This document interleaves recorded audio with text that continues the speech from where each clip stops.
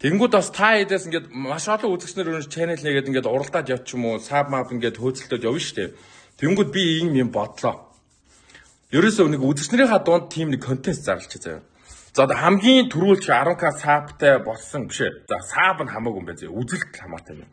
Хамгийн түрүүлч одоо channel-ийн нийт үзэлт гэж байдаг шүү дээ. Хамгийн түрүүлч 1 сая одоо үзэлттэй болсон channel-д нь одоо нэг 200,000 төгрөг бэлгээр өгдөг ч юм. 2 сая channel үзэлттэй болсонд нь 300,000 төгрөг бэлгэнд өгдөг ч юм уу тий. Иймэрхүү юм би зардлаа шүү заяа. Тэгээд угаасаа би стрим хийж байгаа та кик рүү орж ирээд надад холбогдож болно. Би ийм channel-ээс ийм видео хийсэн, хэдэг үзэлт авсан шүү гэх тий. Reel хийж болно.